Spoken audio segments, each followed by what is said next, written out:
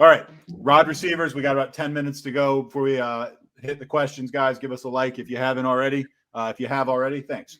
Going into wide receivers, Jerry Jeudy going against the Washington football team. You got him as your wide receiver 26, 6 above the experts. I like this call, although I'm always a little bit nervous when someone's coming off the IR for the first game. You always worry, are they going to ease him back in? But in a vacuum, I love Jerry Jeudy. I think that's a great call. Sterling Shepard, you also referenced him when we were talking about injuries. Going against the Chiefs, man, they suck at defense. You got him as your wide receiver 28. That's also 6 spots above the experts.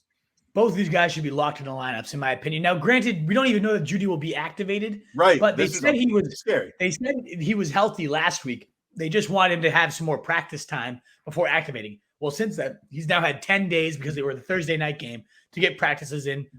He's had a couple multiple full practices in a row. He's going to be activated. And I honestly think, given how safe they've carried this out, he probably won't even be limited, in my opinion. The last time he was on the field, he had 7 targets in the first half. He had 6 catches on those for 72 yards. Was looking like the wide receiver breakout of the year. The injury was so unfortunate, but what a beautiful welcome back party. As we just talked about with Teddy Bridgewater as a Hail Mary, no team has given up more passing yards, over 311 per game, nearly 3 passing touchdowns per game, 2.7. Most points allowed to quarterbacks, second most points allowed to wide receivers. I think Judy comes right back and sees 8 to 10 targets, 6 to 8 catches, maybe tops 100 yards, and possibly finds the end zone. Business as usual. I think he's going to smash in his first return. And I think Sterling Shepard, who's seen 10-plus targets in every game he's made it all the way through, now he gets a Kansas City team that gives up a ton of points to everything, including wide receivers, especially if Tony's out, Galladay's out. If I knew those guys were out and Shepard was a lock to play, I'd probably have him at like wide receiver 15 at this point. So I definitely want him in my lineup. You can maybe put Slayton on your bench to see if Shepard somehow doesn't play. You have a little backup plan, but after practicing today, he seems good to go, and I 100% want him in my lineup. All right, you got 3 guys on your lower list here for wide receivers, Wolf. You're getting in a lot of material. DJ Moore at Atlanta, you got him as your wide receiver 15, 7 spots below the experts. That means the experts have him as wide receiver 8. That's insane. Yeah. Chase Claypool. No one Sam Darnold's throwing to should be the wide receiver 8. Chase Claypool going at the Browns. You got him as your wide receiver 32, 6 below the experts, and then Laviska Shenault going against Seattle, 44, 8 below the experts. Those are all legit picks. I'm really much more interested in why the experts would have DJ Moore 8. I get they're playing the Falcons, but still, the wide receiver pool is deep, man. Exactly. I mean, ultimately, Moore, the reason why I put 3 on here is because even if you have Moore, and even if I'm lower on Moore this week, he's probably still in your lineup at my wide receiver 15. I might even be too high, given he's had 6, 8, and 10 fantasy points. The wide receiver 58, 38, and 26 across his last 3 games. I think wide receiver 15 is pretty generous. I do too. Granted, he is facing Atlanta. Could he go 25? Yes, absolutely, 100%.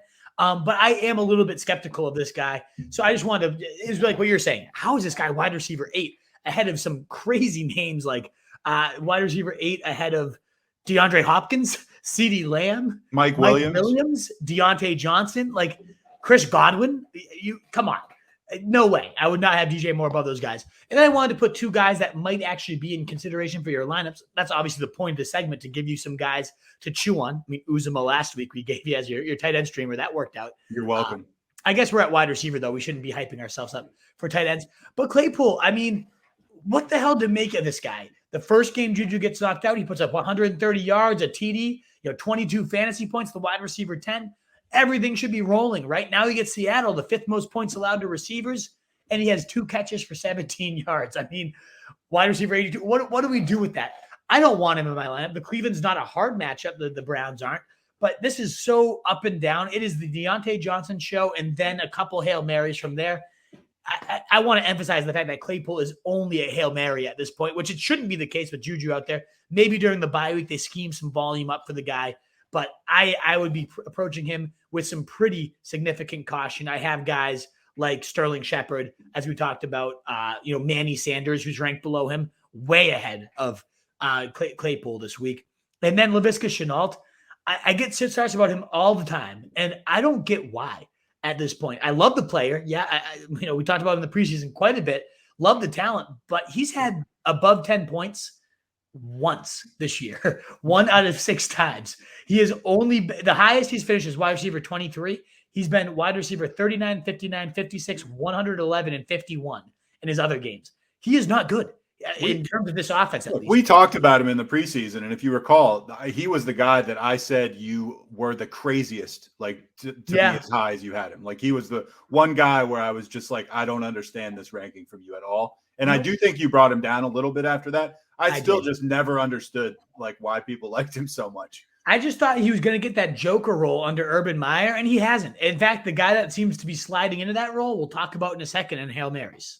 Okay. Hail Mary, Van Jefferson at Houston, understandably, 11% rostered. I mean, Houston stinks. The Rams are explosive. Jefferson's certainly a deep threat. You also like Jamal Agnew. That's a deep cut going against Seattle, 1% rostered. And Zach Pascal against Tennessee, 6% rostered. Yeah, Van Jefferson, loved this spot for him. He sneakily has only 100 yards less than Robert Woods on the year. He's playing just as many snaps, running just as many routes. And as you said, one of the most explosive offenses. And especially if this team gets up huge early, I could see Van Jefferson doing mop-up duty with Robert Woods and Cooper Kupp on the bench, just kind of eating cheese on the bench. So pissed if that happens. It could happen. I think those guys, but if that happens, Nat, I think that means Cooper Kupp's already had his 150 in two. Like he's going to go nuts. But I could see Van Jefferson catching a touchdown, getting deep for sure against this pathetic Houston defense. Jamal Agnew is the one, as I referenced with Laviska Shenault. Since DJ Chark went down, this guy has seen 7 and 6 targets across the last couple of games. He hasn't done a ton, but 8 and 10 points have both been more than what Laviska Shenault has done in that time. He's solid with the ball in his hands. Urban Meyer said during the bye week, this is a guy we have to consider how we get to him more often. I think the guy's not horrible. 7-6 targets, 6 catches, 5 targets 5 catches the last 2 weeks. That has a place in PPR leagues if you're desperate. Seattle giving up the 5th most points to receivers. Not bad. And then Pascal, just a bet. That's more so if Hilton misses time. Now, if Hilton plays, he did practice today, I'm not all that interested in Pascal.